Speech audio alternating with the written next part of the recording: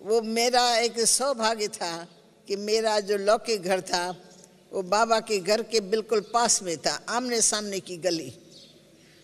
और मम्मा का घर इस साइड में था, तो मम्मा का घर भी नज़दीक, बाबा का घर भी नज़दीक, और मैं उस बाबा के घर के पास में थी।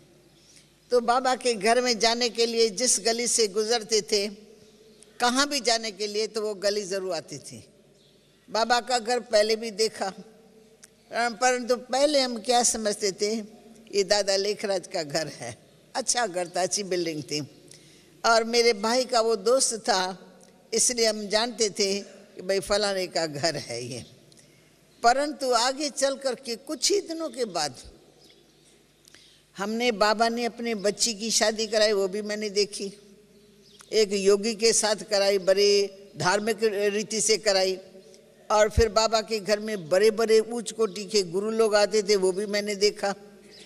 परंतु तब तो मालूम ना उसको था ना हमको पता था कि ब्रह्मा बाबा है या होने वाला है, हम पहले इसको पकड़ ले, वो तो पता नहीं था। तो बाबा आते थे, जाते थे, रहते वो कलकत्ते में थे, पर स्वभाव के इतने अच्छे थे। बाबा ने कभी लाइफ में गुस्सा नहीं किया होगा। गुस्से नाम की क्या चीज़ होती है वो उनके परिवार में नहीं थी। इससे सारा परिवार बाबा के व्यवहार से संतुष्ट था। बाबा की 2 बहू थी और पत्नी थी। पत्नी भी पति के बिल्कुल भाव में डूबी हुई थी, प्यार नहीं पर भाव। बाबा चरित्रवान व्यक्ति थे, किसी को दुख देने वाले नहीं थे, और घर में सब राजी रहे, खुश रहे, ऐसा बाबा सदा ध्यान रखते थे।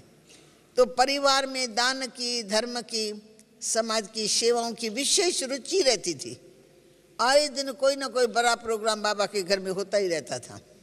तो पड़ोस में होने के कारण हम भी बच्चे के नाते से चले जाते थे। फिर कैसे बाबा में चेंज आती है, तो बाबा कुछ कार्यवश कलकत्ते में तो ज्वेलर थे, बहुत नामी ग्रामी, राजा और रानी में उसको बहुत मान प्राप्त था। राजाएं दरबार रोक लेते थे, लखीराज बाबू न पहुंचे तो दरबार रुक जाती थी, रुको अभी आ रही हैं, आ रही हैं, क्योंकि मुख्य मेहमान बाबा उनका था। और दिल के बहुत बड़े थे।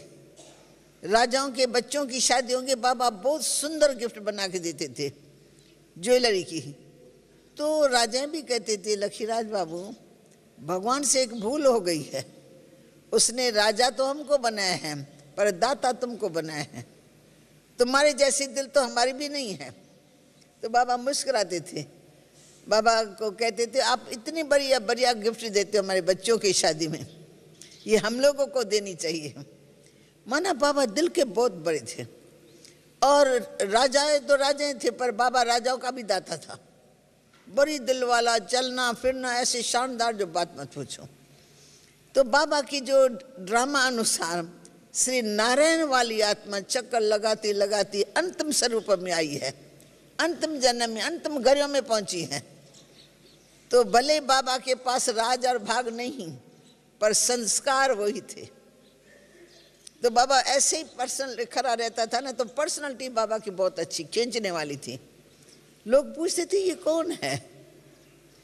दादी कुमार का खुद कहती, मैं पूछती थी ये कौन व्यक्ति जा रहा है उनके साथ में, क्योंकि बाबा के बाल सफ़ेद सफ़ेद, पहनावा बहुत अच्छा, चलना बिल्कुल रॉयल्टी का।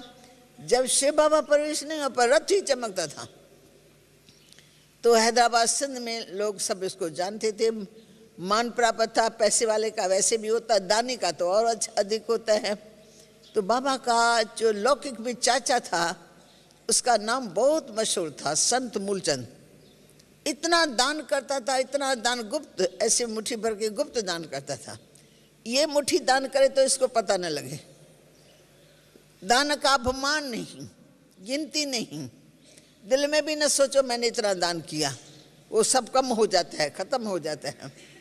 तो ऐसी धारणा बाबा के अंदर भी थी।